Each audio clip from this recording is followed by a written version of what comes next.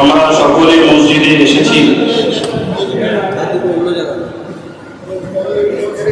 এটা আমাদের অনেক বড় সৌভাগ্য। কারণ মসজিদে আমরা অনেকেই আছি যারা খুব কমই আসে। আল্লাহ যেন আমাদের সকলকে মসজিদে আসা তৌফিক দান করুন, আমিন। দেখেন, বক্তব্য আপনারা প্রচুর শোনেন। আজকের রজনীতে কিছু কথা আপনাদেরকে বলবো, সেটা শুনবেন এবং আমল করার চেষ্টা করবেন। ইনশাআল্লাহ করবেন তো? ইনশাআল্লাহ। আলহামদুলিল্লাহ, আলহামদুলিল্লাহ রাব্বিল আলামিন ওয়াল আকিবাতু লিল মুত্তাকিন ওয়াস সালাতু ওয়াস সালামু আলা সাইয়্যিদিল আমবিয়া ওয়াল মুরসালিন। আম্মা বা'দ, قال الله تبارك وتعالى في القرآن المجيد والفرقان الحميد: أعوذ بالله من الشيطان الرجيم بركة بسم الله الرحمن الرحيم. حاميم والكتاب المبين إنا أنزلناه في ليلة مباركة.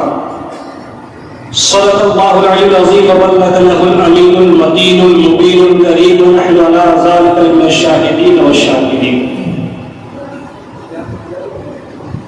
সমস্ত প্রশংসা, গুণগান, হামদ ও তারিফ সেই মহান রব্বুল আলামিনের জন্য, যিনি কুল মাখলুকাতের সৃষ্টিকর্তা, যিনি রহমান, যিনি রহিম, যিনি সত্তার, যিনি হাকিম। যার অসংখ্য নিয়ামতে আমরা লালিত এবং পালিত। তেনার সমস্ত নিয়ামতের প্রতি শুকরিয়া জানিয়ে আমরা সকলে বলি আলহামদুলিল্লাহ। তারপরে পরে বামিনাল লাল, মরুদ দুলাল, সফিজুল মুজনবিন, আনিসুল গরাবিন, রাহাতুল আশিকিন, ফরহাতুল মাকমুমিন, খাতিমুন নবিয়্যিন, নবিয়না ওয়া সফিয়ানা মাওলানা আহমদ মুজতবা মুহাম্মদ মুস্তাফা সাল্লাল্লাহু আলাইহি ওয়াসাল্লামের দরবারে দরুদ পাকের নজরে পেশ করুন। আল্লাহুম্মা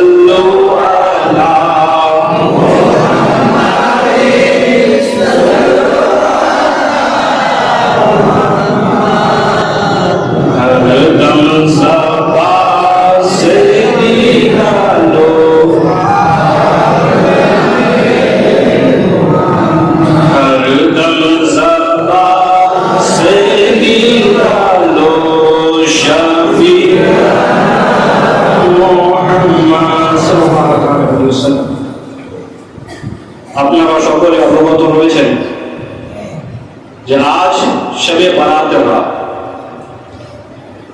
শবে বারাত এটা দুটো শব্দ, একটা হচ্ছে শব আর একটা হচ্ছে বারাত। দুটো শব্দ মিলিয়ে শবে বারাত তৈরি হয়েছে। কথা বুঝতে পেরেছেন না?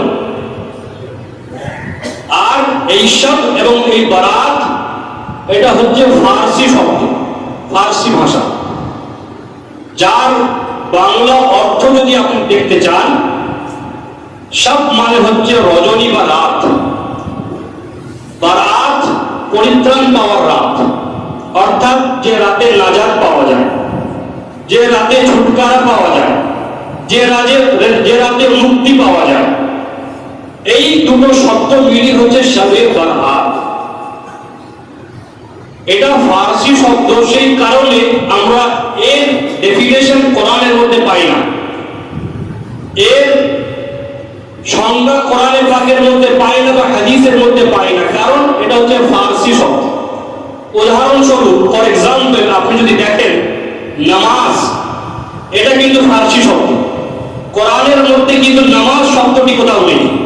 তার কারণ কোরআন হচ্ছে আরবি ভাষায়, তাই না? কি কোরআন হাদিস আরবি ভাষায়, সেখানে নামাজের অন্য ওয়ার্ড রয়েছে, অন্য আপনার ওয়ার্ড রয়েছে, অন্য শব্দ রয়েছে। সেই শব্দটা কি? সালাত। সালাত মানে হচ্ছে নামাজ। কথা বুঝতে পারছেন আমার? সালাত হচ্ছে আরবি, নামাজ হচ্ছে তার ফার্সি।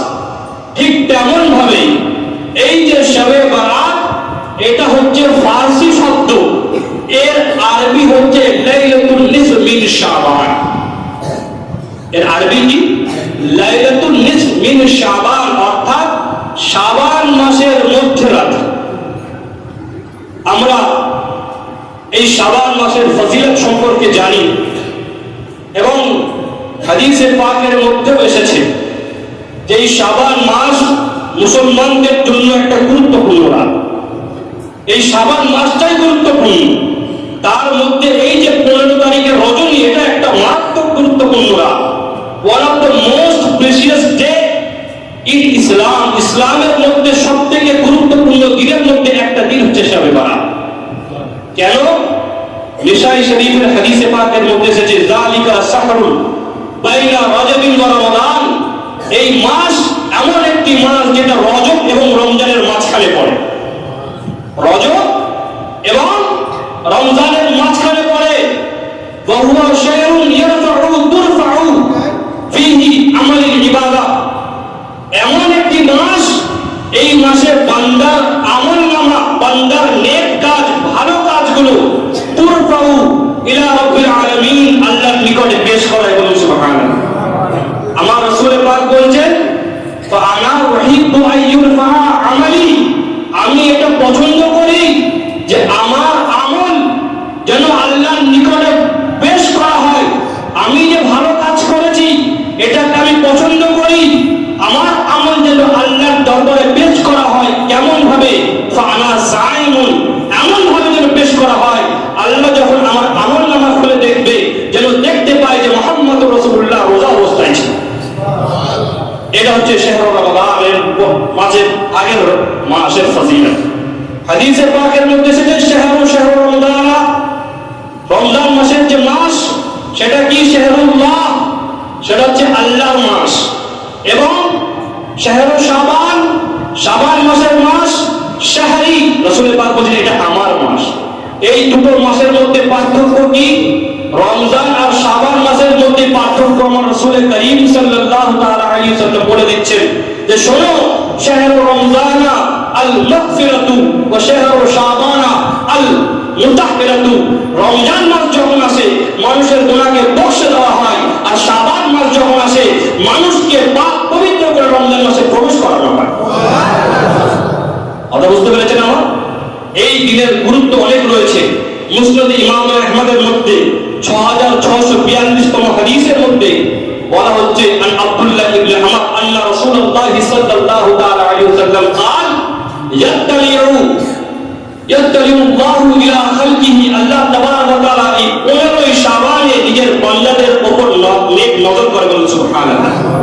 ফায়াগফিরু লিইবাদিহি, কেন নেক নজর করে? যাতে তাদেরকে ক্ষমা করে দেয়, তাদেরকে মাফ করে দেয়।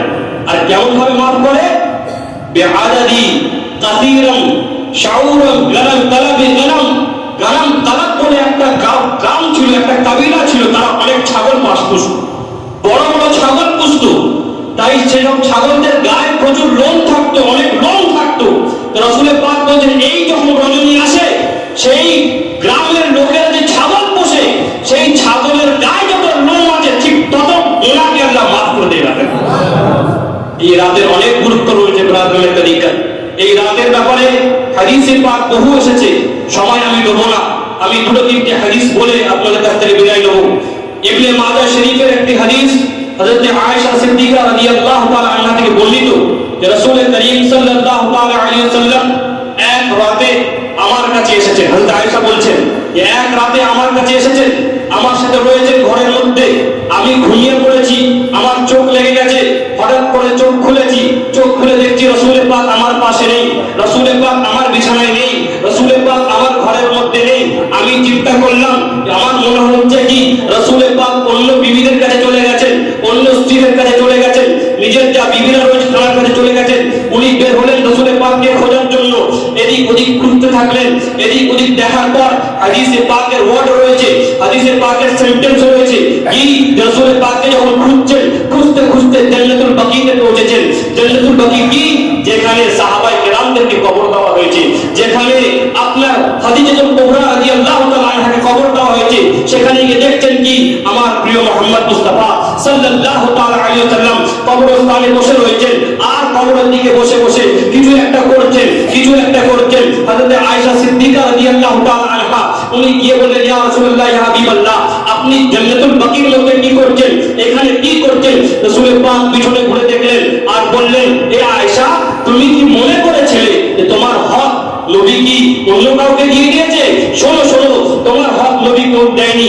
হযরত আয়েশা কি মনে করেছিলেন যে আমার যে হক, আজকে আমার হক ছিল রাসূল পাক আমার কাছে থাকবেন, সেটা আমাকে না দিয়ে অন্য কাউকে দিয়েছে। এই হাদিস দ্বারা বোঝা যায় যে আমার রাসূল দিলের খবর জানেন, দিলের খবর জানেন। সেই জন্যই তো ঘুরে বললেন যে আয়েশা, তুমি কি চিন্তা করেছো, তুমি কি মনে করছো যে তোমার সাথে তোমার আল্লাহর নবী না হক করবে? শোনো শোনো, আমি না হক করিনি, আমি আজকে কবরস্থানে এসেছি, জিয়ারতের উদ্দেশ্যে এসেছি। কেন? ইয়া রাসূলুল্লাহ, ইয়া হাবিবাল্লাহ, কি কারণে আপনি জিয়ারতের উদ্দেশ্যে এসেছেন? তখন উনি বললেন, রাসূল পাক সাল্লাল্লাহু তাআলা আলাইহি ওয়াসাল্লাম ইরশাদ করলেন, লাইলাতুল নিসফ মিন শাবান, এটা শাবান মাসের 15 তারিখের রজনী।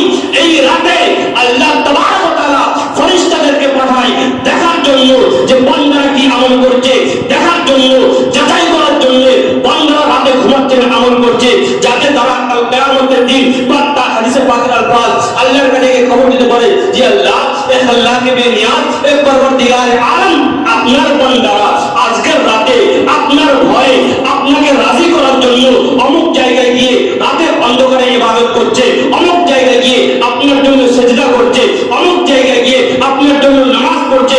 আল্লাহ তাবারক ওয়া তাআলা বলবেন, এ পরওয়ারদিগার আলম আল্লাহ কে বেনিয়াজ, উনি বলবেন, এ জিবরাইল, শোনো শোনো, যেসব বান্দা আমাকে রাজি করার জন্য রাতের অন্ধকারে নিজের মাথাকে আমার দরবারে ঝুঁকিয়েছে, আমি খোদা তাদের সমস্ত গুনাহকে মাফ করে দিই। এই রাতের অনেক গুরুত্ব রয়েছে। এই রাত আমাদের বুজুর্গানে কিবাররা মানিয়েছেন।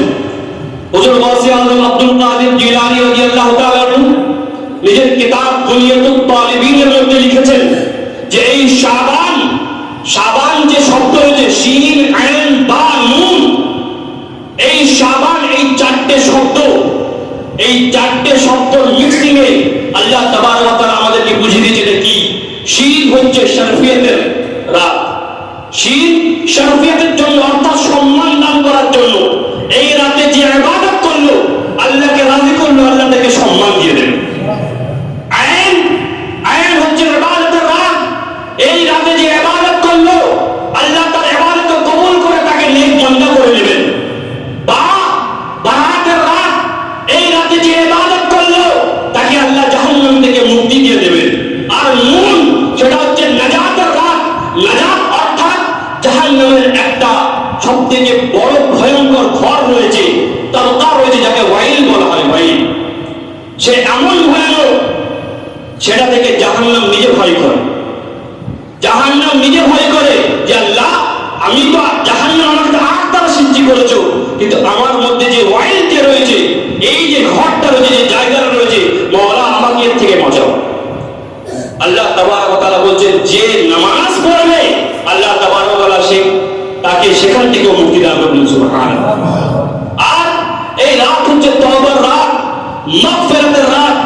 এই রাত আপনাদেরকে পেয়েছেন, আপনারা তওবা করেন, কারণ আমরা মানুষ, আমাদের দ্বারা ভুল হবেই, আমরা ভুল করবই, কিন্তু আল্লাহ তাবারক ওয়া তাআলা আমাদেরকে বুঝ দান করেছেন, আমাদেরকে সেন্স দান করেছেন, কোনটা ঠিক কোনটা ভুল আমরা সেটা জানি, সেটা বুঝি।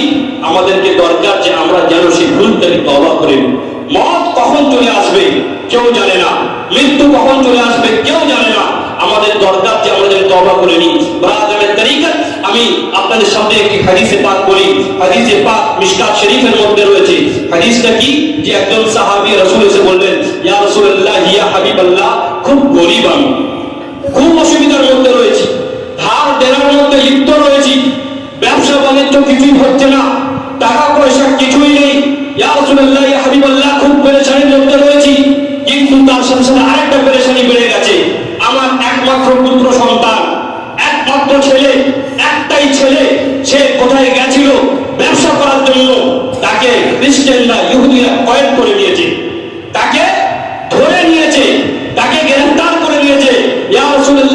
হাবিবাল্লাহ, আপনি কিছু একটা করুন, আপনি দোয়া করে দেন, আপনি আমার জন্য দোয়া করেন। রাসূল পাক বললেন, এই আমার সাহাবী, শোনো শোনো, যাও আল্লাহকে ভয় করো এবং প্রত্যেক রজনীতে লা হাওলা ওয়ালা কুওয়াতা ইল্লা বিল্লাহ পড়তে থাকো, লা হাওলা ওয়ালা কুওয়াতা ইল্লা বিল্লাহ পড়তে থাকো। সাহাবী রাসূল ছিলেন, উনি জানেন যে আমার রাসূল যেটা বলেছে সেটা সত্য, উনি জানেন। এবং কোরআনে পাকের বাণী, যালিকাল কিতাবু লা রাইবা ফীহি, কোরআনের মধ্যে কোনো সন্দেহ নেই, ঠিক আমার নবীর মধ্যেও কোনো সন্দেহ নেই। উনি বাড়িতে গেলেন, যাওয়ার পর উনি রাতের বেলা আল্লাহর দরবারে তওবা তিল্লা করে লা ইলাহা লা হাওলা ওয়ালা কুওয়াতা ইল্লা বিল্লাহ পড়তে শুরু করেছেন। একটা রাত, দুটো রাত, তিনটে রাত যখন কেটে গেল, রাতের বেলা পড়ছেন, দরজায় নক হচ্ছে, দরজায় খটখটার আওয়াজ হচ্ছে, দরজা খুলে দেখছেন কি নিজের সন্তান সামনে দাঁড়িয়ে রয়েছে, সন্তান সামনে দাঁড়িয়ে রয়েছে, আর তার সাথে 100 খানা উট রয়েছে। বলুন সুবহানাল্লাহ। তো ছেলেকে জিজ্ঞাসা করছি, আমার ছেলে কি ব্যাপার, তুমি তো অমুক জায়গায় ছিলে, কয়েদি ছিলে, অমুক জায়গায় তোমাকে বন্দী করে রেখেছিল, তুমি হঠাৎ চলে এসেছো, কি ব্যাপার? বলে, আব্বা জান, আমি জানি না কি হয়েছে না হয়েছে, আমাকে ওরা কয়েদি করে রেখেছিল, কিন্তু হঠাৎ করে দেখি কয়েদিদের মধ্যে আলোচনা শুরু হয়েছে যে জেল ভেঙে আমরা চলে যাব। আমি তার সাথে জেল ভেঙে পালিয়ে এসেছি, আসার সময় দেখছি জেলের সামনে ওই যারা আমাদেরকে কয়েদি করেছিল তাদের উট রাখা রয়েছে, আসার সময় উটগুলোকে নিয়ে চলে এসেছে। তো লা হাওলা ওয়ালা কুওয়াতার বরকতে ছেলেও ফিরে গেল, তার সাথে সাথে 100 খানা উট হবে। এটা হচ্ছে ভরসা। কিন্তু আজ আমরা এগুলো করি না। শোনেন, বক্তব্য করা আমার উদ্দেশ্য নয় না, আমার উদ্দেশ্য আপনাদেরকে বলা, কারণ পীর সাহেবরা আপনাদেরকে বলবে সেটা আপনাদেরকে আমল করতে হবে। পীর সাহেবদের আমি বারবার বলি, আমরা সেরকম পীর সাহেব নই যে আপনাদের কাছ থেকে চাঁদা তুলে টাকা খেয়ে গাড়ি বাড়ি করবো। আমার আব্বা করেন। আমাদের কলকাতায় গেলে এখনো দেখতে পাবেন যে আমাদের টালির ঘর রয়েছে, অথচ আমার আব্বা হয়তো যদি চাইতেন 5 তলা বিল্ডিং করতে পারতেন, করেন। আমার আব্বা গাড়ি করেননি। আমার আব্বা যখন ইন্তেকাল করলেন, হসপিটালে টাকা দেওয়ার জন্য আমাদের টাকা ছিল না, মুড়িদের টাকা থেকে চাঁদা তুলে টাকা দিতে হয়েছে কোঠারিতে। আমার আব্বা অট্টালিকা করতে আসেনি, তারই সন্তান আমরা। আপনাদের কাছ থেকে টাকা পয়সা বিনিময় আপনাদের লোটার জন্য আপনাদের কাছে আসেনি, অনুরোধ করতে এসেছি। আমি জানি না কোন পীর সাহেবকে আপনারা মানলে কি পাবেন, কিন্তু এটা একদম 100% ফ্যাক্ট লিখে রাখেন। আমাদেরকে যদি বলেন, আমরা দুই ভাই এটা চেষ্টা করব, তাহলে কিয়ামত পর্যন্ত আপনাদেরকে রাসূলের পাকের শরীয়ত অনুযায়ী চলাবার চেষ্টা করব, এটাই চেষ্টা করব। শুনে রাখেন, এই সবে বরাত পেয়েছেন আপনারা, বাড়িতে যাবেন, জওয়ান ছেলেদেরকে বিশেষ করে বলুন, তারা লজ্জা পায়, লজ্জার কিছু নেই। বাড়িতে যদি বাপ মা থাকে, তার কাছে গিয়ে তাকে সালাম করবেন, পায়ে হাত দিয়ে সালাম করবেন, হাতে চুমু খাবেন মা বাপের, আর বলবেন যে আব্বা অনেক ভুল করেছি, অনেক হয়তো রেগে অনেক কথা বলেছি, আমাকে ক্ষমা করে দিও। এবং বলবেন যে আব্বা, আজকের রাতে তুমি আমার বাপ হও, তুমি আমার মা হও, আমার জন্য দোয়া করো। এটা অবশ্যই করবেন। তারপর আপনারা রাতের বেলা কবর জিয়ারত করবেন। আর যারা নামাজ পড়েন না, আজকে এসে নফল নামাজ না পড়ে কাজাটা পড়েন। কথা বুঝতে পেরেছেন? আমার কাজা পড়ার নিয়ম কি? আপনারা ভাবছেন যে আমি কিভাবে জানবো যে আমার অনেক কাজা রয়েছে। আপনি যে দিন থেকে বালিগ হয়েছেন সেই দিন থেকে ধরবেন। ছেলেরা বালিগ হয় 12 বছর বয়সে, সেদিন থেকে আপনারা ধরবেন। ফজরের নামাজ শুরু করবেন নামাজ কাজা পড়ার জন্য। নিয়ম বাংলায়, আরবি করার দরকার নেই। যে আল্লাহ, আমি ফজরের কাজা নামাজ আদায় করছি, আল্লাহু আকবার বলে ব্যাস, অসুবিধা নেই। আরবি নিয়ত করার দরকার নেই, মুখে বাংলায় বললে হবে, দিলের মধ্যে নিয়ত করতে হবে। 1 ঘন্টা 2 ঘন্টা ফজরের কাজা পড়লেন, তারপর আপনি এশার কাজা পড়লেন, এইভাবে তার দিবের সাথে কাজা নামাজ পড়ার চেষ্টা করবেন। এবং আজকের রজনীতে সূরা ইয়াসিন যারা কোরআন পড়তে পারেন তারা সূরা ইয়াসিন পড়বেন। সূরা ইয়াসিন যদি পড়তে না পারেন, সূরা রহমান, বড় যদি হয় সূরা রহমান পড়বেন, বা আপনার সূরা ওয়াকিয়া পড়বেন। তাও যদি বড় লাগে আপনাদের, তাহলে আয়াতুল কুরসি পড়বেন। তাও যদি বড় লাগে, দরুদ শরীফ পড়বেন। কারণ এই যে শাবান মাসকে আমার রাসূল বলেছেন শাহরি, আমার মাস, এর একটা শানে নুজুল রয়েছে, এর একটা কারণ রয়েছে। কারণটা হচ্ছে কি, রাসূল পাক বলেন এই মাসেতে আমার উপর দরুদ পাঠ করার আয়াতটা নাযিল হয়েছে। কি আয়াত? ইন্নাল্লাহা ওয়া মালাইকাতাহু ইউসাল্লুনা আলান নবী ইয়া আইয়ুহাল্লাযীনা আমানু সাল্লু আলাইহি ওয়া সাল্লিমু তাসলিমা। এই মাসে নাযিল হয়েছিল, এই মাসে তোমরা আমার উপর বেশি বেশি করে দরুদ পাঠ করো। কথা বুঝতে পেরেছেন? এই আমলগুলো করবেন। আর আমি আপনাদের কাছ থেকে সবাইকে সাক্ষী রেখে ক্ষমা চাইছি, কারণ এটা মাফের রাত। আমার দ্বারা যদি আপনাদের সাথে কোনোদিন ঝগড়াঝাটি বা ভুল বোঝাবুঝি হয়ে থাকে, আপনারা আমাকে মাফ করবেন, আর আমি আল্লাহর ওয়াস্তে আপনাদেরকে আমি মাফ করব না। আর একে অপরের সাথে মাফি চেয়ে নেবেন, কারণ মুসলমান সেই ব্যক্তি যার দিলের মধ্যে অন্যের প্রতি মাফি থাকে।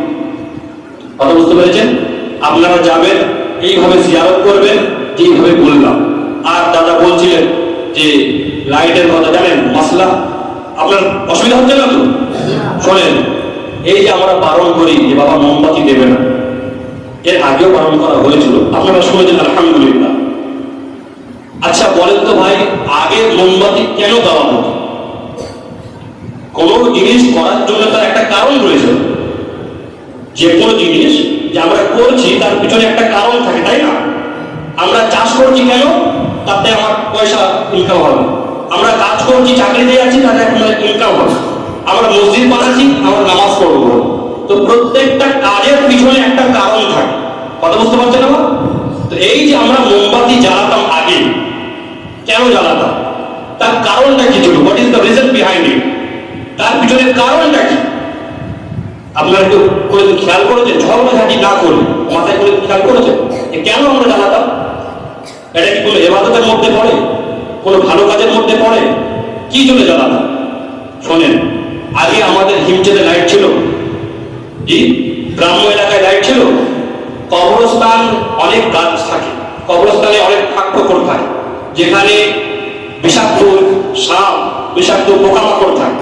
তো যেহেতু এই রাতে অনেক মানুষ জিয়ারত করতে যেত, তো সেই কারণে আগরবাতি রাখা হতো যাতে মানুষ রাস্তাটা চিনতে পারে। কথা বুঝতে পেরেছেন না? যাতে মানুষ রাস্তাটা ঠিক করে গিয়ে কবরটা জিয়ারত করতে পারে। আচ্ছা ভাই আমার, এবার যদি কেউ বলে আমার বাপ দাদা করেছে আমি করবো, সে বোকা নয়। কারণ এখন তো লাইট চলেছে, লাইট চলে আসেন। এবার যদি আমি 4টে লাইট লাগিয়ে দিই, তাহলে আগর মোমবাতি জরুরত পড়বে? আপনারা বলেন, মোমবাতি দরকার পড়বে? কোনদিন পড়বে না। এটা বুঝতে হবে যে মাসআলা এমনি বলে না হুজুররা, পড়াশোনা করেই বলে।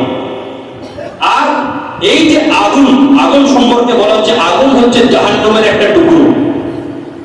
আগুন জাহান্নামের একটা টুকরো, সেই কারণে মাসআলায় বলা হয়েছে যে তোমরা আগরবাতি হোক আর মোমবাতি হোক কবরস্থান থেকে দূরে জ্বালাও, কবর থেকে দূরে জ্বালাও, যাতে ওই আগুনের টুকরো যেন কবরের মধ্যে কোনো এফেক্ট না হয়। বুঝতে পারছেন আপনারা? এটা ঝগড়াঝাটির কিছু নেই, এটা একটা কমন সেন্সের ব্যাপার, একদম ছোট্ট জিনিস। এই কারণে আমরা দিতাম, এখন লাইট চলে এসেছে আমরা দিই। কিন্তু এটার উপরে হঠধর্মী করা, এটাকে ইবাদত মনে করা, এটাকে ভালো কাজ মনে করা, এটা গোমরাহির দিকে নিয়ে চলে। ইসলামের মধ্যে হঠধর্মীর কোনো জায়গা নেই। কথা বুঝতে পেরেছেন? ইসলাম চলে দলিলের উপর, বুরহানের উপর। কোরআনের মধ্যে বলা হচ্ছে কুল হুয়াল্লাহু আহাদ, এ নবী আপনি বলে দেন আল্লাহ এক।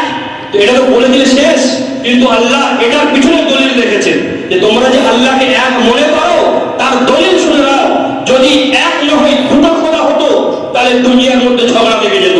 তার কারণ এক খোদা চাইতো যে আজকে রাত হোক, আরেক খোদা চাইতো যে আজকে দিন হোক, দুজনের মধ্যে ঝগড়া লেগে যেত। যখন ঝগড়া লাগতো দুনিয়া এইভাবে চলতো না। এই দুনিয়া ঠিকভাবে চলছে তার প্রমাণ হচ্ছে এটা যে আল্লাহ হচ্ছে।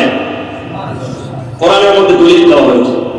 নবী যে বলছে যে আমি নবী, নবীকে মুজিজা দিয়ে বানানো হয়েছে যাতে মানুষ মেনে নেয়, দলিল দেওয়া হয়েছে। ফিহি আয়াতুন, কোরআনের পাকের মধ্যে পরিষ্কার বলা হয়েছে বাইয়িনাতুন, তোমার সাথে দলিল বানানো হয়েছে। ইসলাম কোনো কুসংস্কারের জায়গা নেই, আপনারা এটা মাথায় রাখবেন। আর এটা বিশ্বাস রাখবেন, আপনারা গর্ব করে এটা, যেখানে প্রত্যেকটা পীর, আমি কোনো কাউকে পীরকে ছোট করছি না, কোনো খানকাকে কোনো পীরসাদিকে ছোট করছি না। আপনি পুরো ইন্ডিয়ার মধ্যে, ইন্ডিয়া চলে যান, আপনি আপনার 24 পরগনায় পুরো পশ্চিমবঙ্গের মধ্যে পীর সাহেবদেরকে রাখেন, জয়পুরা দরবার রয়েছে, সেখানকার পীর সাহেবরা পড়াশোনা করেন। হয়তো খুব ভালো এডুকেটেড, তারা ডক্টর, কিন্তু আলেম নয়, ইঞ্জিনিয়ার আলেম নয়, কেউ বড় বড় চাকরিজীবী কিন্তু আলেম নয়।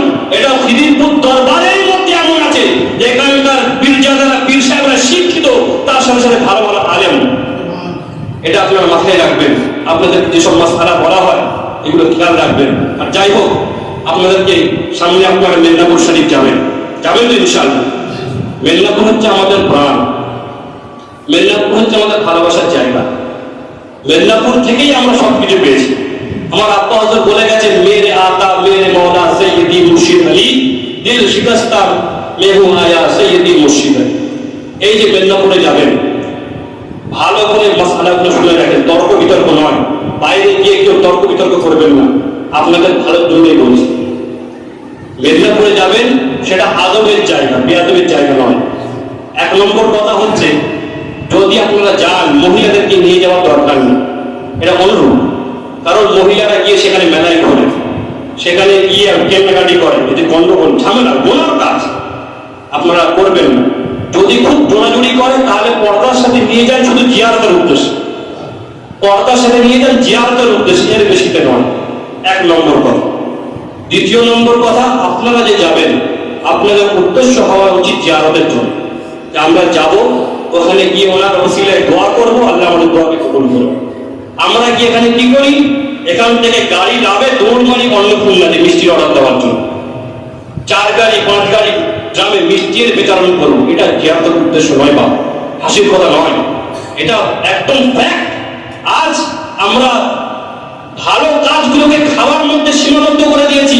রবিউল আউয়াল শরীফের জুলুসে যাচ্ছি, নিয়ত কি বিরিয়ানি খাবো, মাজার পাকে যাচ্ছি, নিয়ত কি ক্ষীর ভাজা খাবো, আমরা সবাই বরাতে মিলাতে যাচ্ছি, নিয়ত কি হালুয়া রুটি খাবো। এটার নাম সুন্নিয়ত নয়। সুন্নিয়ত হচ্ছে ইবাদতের নাম, সুন্নিয়ত হচ্ছে ভালো কাজের নাম, সুন্নিয়ত হচ্ছে হারাম থেকে দূরে থাকার নাম। আমরা হাসি মজাক করে রেখেছি। অনুরোধ আপনাদের কাছে, হাত জোর করে বলবো, আপনারা যাবেন, জিয়ারত করবেন, জিয়ারত করার পর আপনারা যা করার করবেন, কিন্তু জিয়ারত তাড়াহুড়ো করবেন যে লাইনে একজনকে রেখে দিন, মিষ্টি নাই পেলাম, আনতেই হবে, মিষ্টিটা ফরজ নয়। আপনাদের জিয়ারতটা গুরুত্বপূর্ণ, মাথায় রাখুন। আর মেদিনীপুরে যাওয়ার আগে ঘরে যে পীর রয়েছে আপনার, আমরা তো মজাজি পীর, হাকিকি পীর হচ্ছে আপনার বাপ মা, তাকে কমসে কম সালামটা করে যান। কারণ আল্লাহর ওলি তখনই রাজি হবে যদি ঘরের মা বাপ রাজি হয়। আর আল্লাহর ওলি জীবনে আপনাকে দেবে না যতক্ষণ আপনার মা বাপ রাজি না হয়। আল জান্নাতু তাহতা আকদামি উম্মাহা বলা হয়েছে যে জান্নাত মায়ের পায়ের তলায়। আমরা আপনাদেরকে ঠকাতে চাই না, শরীয়ত যতটুকু শিখেছি ততটুকু আপনাদেরকে বলবো, কথা বুঝতে পেরেছেন? আর আপনারা ওখানে সবাই নামাজ পড়বেন, অবশ্যই অবশ্যই অবশ্যই নামাজ পড়বেন। একটা কথা বলে দিই, যদি কেউ জানতে চান আমার রুমে আসবেন, আমি সময় বেশি নেই, আমি যে ডিটেলস বলছি না, যারা আমাকে ভালোবাসে তারা মানবে, যারা প্রচার করার তারা করবে। আমি বলে দিই, জোড়া মসজিদ অর্থাৎ মওলা পাকের মাজার পাক হোক বা চন্দন শাহ বাবার মাজার পাক হোক, এই দুজনের যারা এখানে ইমাম রয়েছে, সে মওলা পাকের মাজার পাকে হোক আর চন্দন শাহ মাজার পাকে হোক, এদের পিছনে আপনাদের নামাজ হবে না, এদের দুজনেরই পিছনে আপনাদের নামাজ হবে না। আর আপনাদের উপর জামাত ফরজ নয়, কারণ আপনারা যখন এখান থেকে যাবেন আপনারা সবাই মুসাফির হয়ে যাবেন। কথা বলতে পেরেছেন? মুসাফির অর্থাৎ 4 রাকাত যে নামাজগুলো রয়েছে সেগুলো আপনাকে কসর করতে হবে, 2 রাকাত করতে হবে। যোহরের নামাজ 4 রাকাতের জায়গায় 2 রাকাত, আসরের নামাজ 4 রাকাতের জায়গায় 2 রাকাত, এশার নামাজ 4 রাকাতের জায়গায় 2 রাকাত কসর করতে হবে। এবং মাগরিবটা যেমন পড়েন তেমন করবেন, ফজরটা যেমন পড়েন তেমন করবেন। আপনাদের উপর জামাত ওয়াজিব নয়। যদি জুম্মা চলে আসে, জুম্মা আপনার উপর ওয়াজিব নয়, কারণ আপনারা মুসাফির। কথা বুঝতে পেরেছেন আপনারা? সেই কারণে আপনারা নামাজ অবশ্যই পড়বেন, কিন্তু তাদের পিছনে নামাজ হবে না, আপনি তাদের পিছনে পড়বেন না। এটা গুরুত্বপূর্ণ মাসলা। আর একটা অনেক বড় মাসলা, যেটা আমি ইউপিতে ছিলাম তখন আমাকে জিজ্ঞাসা করা হয়েছে, চন্দন শাহ বাবারে স্ত্রীগঞ্জ পাকে এই যে 7 পাক ঘোরা হয়, ভালো করে শুনে নেন। আমি চাই না যে আমার সন্তান যখন এখানে দাঁড়াবে তখন তাকে এটা শুনতে হবে যে আপনার বাপ বলে দিন, আপনি কেন বলছেন। কথা বলতে বলতে আমাদেরকে এখন এগুলো শুনতে হচ্ছে। আমি সেই কারণে আপনাদেরকে বলি যে মাসলাটা শুনে রাখেন।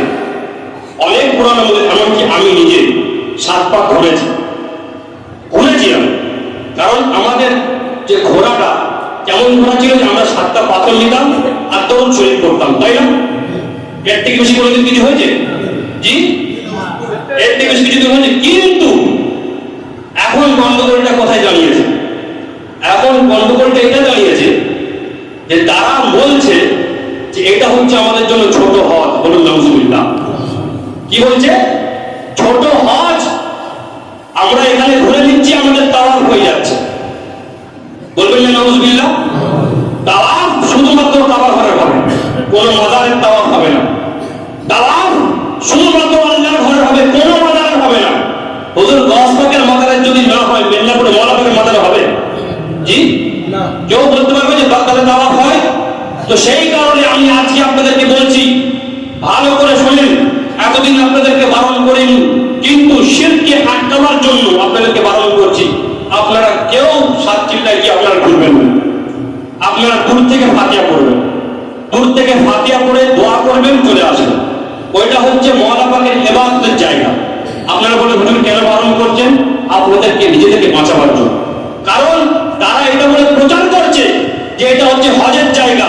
আপনি যখন আপনার নিয়ত ভালো যে আমি তো বাবা নিয়ত করছি না, আমি তো দরুদ শরীফ পড়ার জন্য ঘুরছি, কিন্তু আপনি যখন তাদের সাথে ঘুরবেন, ঘোরার কারণে লোকরা বলবে দেখো যে খিদিরপুরের মুরিদ ওই তাওয়াফ করছে।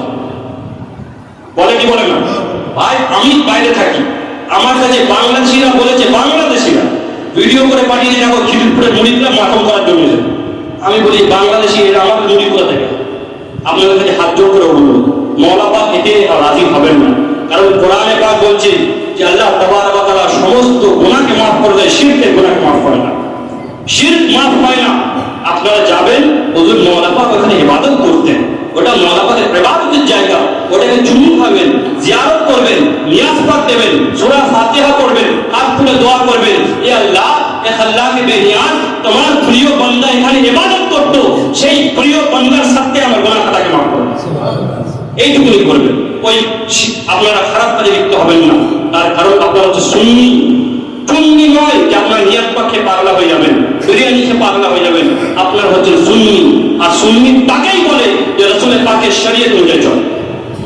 আপনাদেরকে আমি খোলা শব্দে বারণ করছি, আপনারা কেউ ওই চক্করে যাবেন না। অবশ্যই স্ত্রীগঞ্জে যাবেন, অবশ্যই পীরপুকুরের পানি খাবেন, অবশ্যই দূরে একটা দোকানে নামাজ পড়বেন, কিন্তু তাওয়াফ কেউ করবেন না। বলতে পেরেছি আমি? ইনশাআল্লাহ আপনারা আমল করবেন তো? ইনশাআল্লাহ আমার বিশ্বাস আপনারা আমল করবেন। কারণ এতে আপনাদেরই ভালো, আমার জন্য আপনাদেরই ভালো। কারণ শরীয়ত আমার বাপের ঘরের নয়, শরীয়ত মেদিনীপুরের নয়, শরীয়ত রাসূলের পাক। কথা বুঝতে পেরেছেন? আর সেজদা, সেজদা শুধুমাত্র হবে আল্লাহর জন্য। কার জন্য? সবাই বলুন কার জন্য? সবাই বলুন সেজদা কার জন্য? সেজদা আল্লাহর জন্য, অন্য কারোর জন্য সেজদা নয়। মাজার পাকে যাবেন, চৌখানে চুন খেতে পারেন, সেজদা করবেন না। ওরা কি করে জানেন? ধরে ঘাটটা ঠেকে নেবেন জোর করে। যদি তেমন করে, কিছু ঝগড়া করার দরকার নেই, আপনি চুমুকে উঠাবেন। কেন? আল্লাহ তাবারক ওয়া তাআলা দিলের নিয়ম জানেন। রাসূলের পাক হাদিসে পাক 5-6টা হাদিস বুখারীর মধ্যে রয়েছে, মিশকাতের মধ্যে রয়েছে, মুসলিম শরীফের মধ্যে রয়েছে, বাইহাকির মধ্যে রয়েছে, শরীহুল ঈমানের মধ্যে রয়েছে, কানজুল আম্মালের মধ্যে রয়েছে, আবু দাউদের মধ্যে রয়েছে।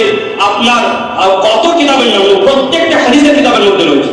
রাসূল পাক সাল্লাল্লাহু তাআলা আলাইহি ওয়াসাল্লামের কাছে একজন সাহাবী বললেন, ইয়া রাসূলুল্লাহ, ইয়া হাবিবাল্লাহ, আমি গেছিলাম অমুক দেশে, সেখানে গিয়ে দেখছি কি তাদের সরদারকে সেখানকার লোকেরা সেজদা করছে। ইয়া রাসূলুল্লাহ, ইয়া হাবিবাল্লাহ, আমরা নিজের চোখে দেখেছি সেখানকার সরদারকে মানুষ সেজদা করছে। ইয়া রাসূলুল্লাহ, ইয়া হাবিবাল্লাহ, আমরা নিজের চোখে দেখেছি গাছপালা এসে আপনাকে সেজদা করছে, পশু পাখি এসে আপনাকে সেজদা করছে। ইয়া রাসূলুল্লাহ, আমি কি আপনাকে সেজদা করতে পারি? আমি কি আপনাকে সেজদা করতে পারি? তখন রাসূল পাক বললেন, আচ্ছা আমার সাহাবী বলো, আমার যদি কবর তৈরি হয়, তোমরা কি আমার কবরে গিয়ে সেজদা করবে? তোমরা কি আমার কবরে গিয়ে মাথা ঠেকাবে? তো সাহাবী বলছেন, ইয়া রাসূলুল্লাহ, না না, কোনোদিন নয়।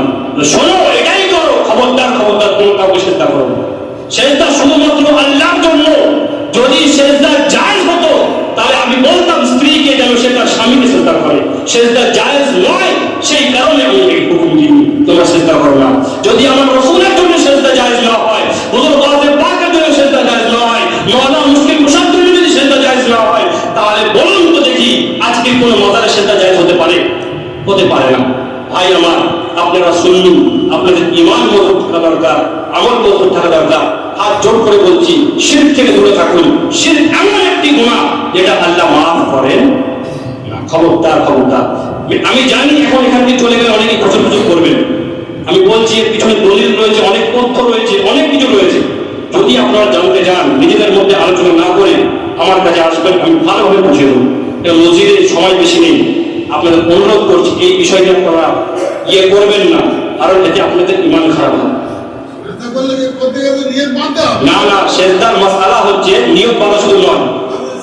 আলা হযরত ফাজিল বরেলভী নিজের কিতাব লিখেছেন, কিতাবের নাম হচ্ছে তাহিয়াতুস সুজুদ, তার মধ্যে 72 খানা সেজদার প্রকার লিখেছে।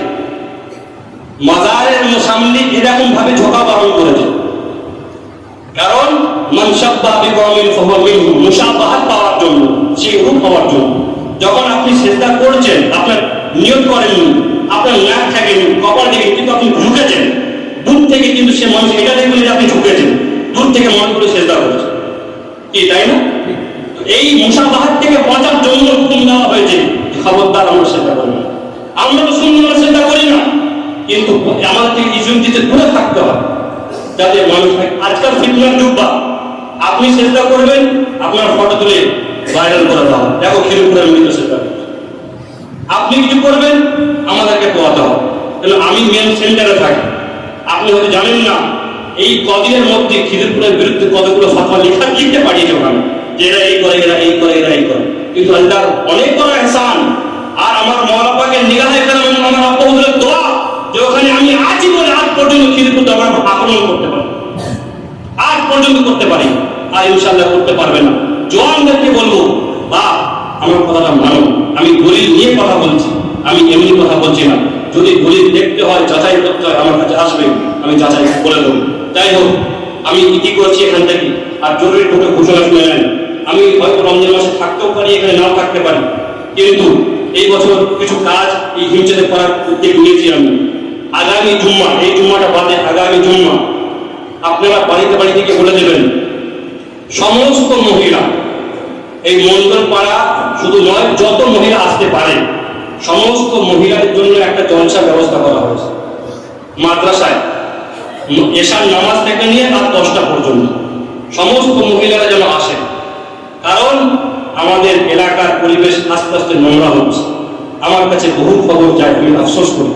তো সমস্ত মহিলাদের জন্য একটা, শুধু মহিলা, কোনো পুরুষ নয়, কোনো পুরুষ নয়, শুধু মহিলারা, মা হোক বোনেরা হোক, তারা যেন মাদ্রাসা প্রাঙ্গণে জুম্মার দিন রাতের বেলা আপনার এশা থেকে 10টা পর্যন্ত অবশ্যই চলে আসে।